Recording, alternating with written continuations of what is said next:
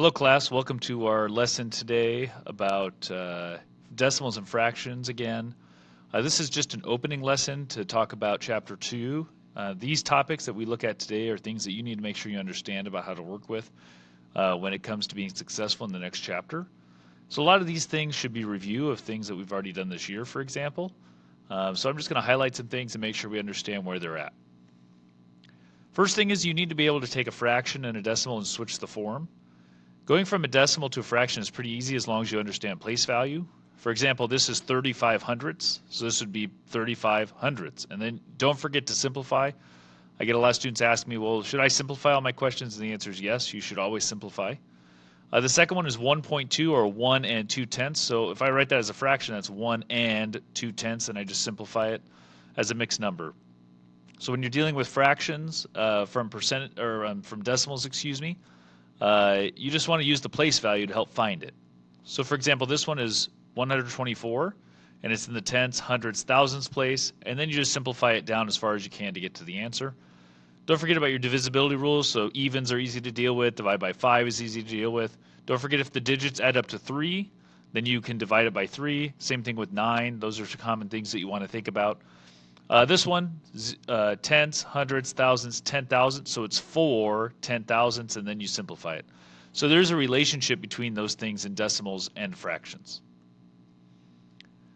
The next questions deal with going the other direction. So there's two kind of routes to go with these questions. One of them that you need to make sure you understand is how to take 1/5, for example, and make it into this decimal without just dividing it.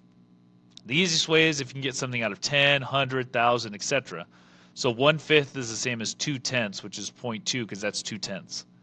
Something out of 25 you can multiply by 4, 56 hundredths, 56 hundredths. So if you can get it to look like that, that's a good idea. 7/8 is one you might not know, and so if you get one that you don't know, you should just divide and take 7 divided by 8, and you'll get 0.875 when you go through all of this process. 8 is one that you want to recognize. 8 times 125 is 1,000. Okay, so 1/8 is 0.125 or 125 thousandths. You want to start knowing that 8 times 125 is 1,000. The next one is 6/7. There's not much hope with 7. 7 typically doesn't divide nicely into anything. So you just do some long division and figure out that it repeats eventually. On your homework questions, they may ask you to round to a certain spot. I'd probably ask you on a Canvas question just to round it to a certain spot. So make sure you work on your rounding pieces depending on what the question's asking you. But if it doesn't seem like it goes into 100 very nicely, or 1,000 or 10, okay, one of those things, just do long division. It's probably your best option. Okay, the rest that we're going to look at is just applications dealing with fractions and their added, subtract, multiply, divide, their operations. So for this first question, you need a common denominator of 15. When you get that, you get 10/15 and 9/15. That's 19/15, or you could write that as 1 and 4/15. Realize these two are the same thing. As you're looking at those questions, you may have to write things as a mixed number or an improper fraction. Either way would work. The next one is get a common denominator of 40. And again, my suggestion, this is one of those borrowing techniques or kind of leftovers. When I find this is going to be 5 and 43/40ths, I can take 1 from this, okay, take 40 out of here, 40/40ths, and make another whole, and then it's 3/40ths left. You can make them improper if you want. It's just going to take you a lot longer. So my suggestion is that you leave them as mixed numbers. It'll save you some time. And a lot of times on assessments, the issue is time for a lot of you. And that's one way you could save some time, by kind of figuring out a faster way of solving. The next two questions are subtraction. Notice I left them as mixed numbers again, but still found common denominators. The first one works out really nicely. Common denominator of 12, so 3 minus 2 is 1. 3 minus 2 for the 12ths is also 1, and you get 1 and a 12th. The last one is one of those borrowing questions. Again, if you get stuck, you can always make them improper, but it might save you a little bit of time by just borrowing 1 from the 7 and add 20 into it, okay, because 20/20ths is 1. And then you subtract the whole numbers and subtract the fraction pieces to find your answer. So just some things to think about as you're looking at those questions. Next thing is multiplication. Remember, when you multiply, the rule is you have to make things improper. Once you make them improper, notice I cross-simplified things and canceled things out and then multiplied the numerators and denominators. Don't forget that you might have a question where it could be simplified right away. You say, well, I thought you could only cross-simplify. Well, think about it. If I gave you 9/12, can't you just divide those both by 3? Okay, you may not notice it at the beginning, but when you get to the final answer, you want to divide out and simplify as far as you can. Don't forget to cross simplify though. That's going to save you a lot of time. Finally, for division, don't forget, make improper and then keep, change, flip. The most common mistakes, if you look at this first one, I made them improper. Some people try to cross simplify. It looks so tempting.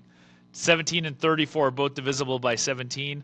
That would make the question much nicer, but it's not going to be correct because the only way you can cross simplify is if you keep, change, flip. So keep, change division to multiply, flip, and find the reciprocal. And then this question doesn't work out as nicely as we hope. So you're just stuck multiplying 17 by 17 in this case, and 2 times 37. It's just not as nice of an answer. The second one, we have 8 over 21. Some people accidentally flip the first one. Remember, keep the first one. Just like integers, keep, change, change. Keep, change, flip does the same idea. Keep the first number and then flip the other pieces. Okay, so keep 8 over 21, and then divide by 25 thirds. You multiply by the reciprocal. There's a little bit of simplifying that can be done here, and you'll get 8 over 175. Okay, these are all things we've looked at. So this should be review as you're looking at these questions. If you were missing things earlier, okay, this is a chance to kind of figure out what's going on because this whole chapter is going to be about rational numbers and how to solve them. Okay, and rational numbers can be positive or negative. So we have to use our ideas from the beginning of the year and our ideas from chapter 1, and we're going to combine them together. Okay, your homework is a worksheet that should be posted at this point. Make sure you work on your strategies to answer the questions and show your work. I know it's difficult right now at times, but you need to be able to explain kind of how each question works in case you need to explain it on an assessment or test. So just having the answer is probably not good enough. You need to make sure that you explain those pieces. Have a good day, everybody.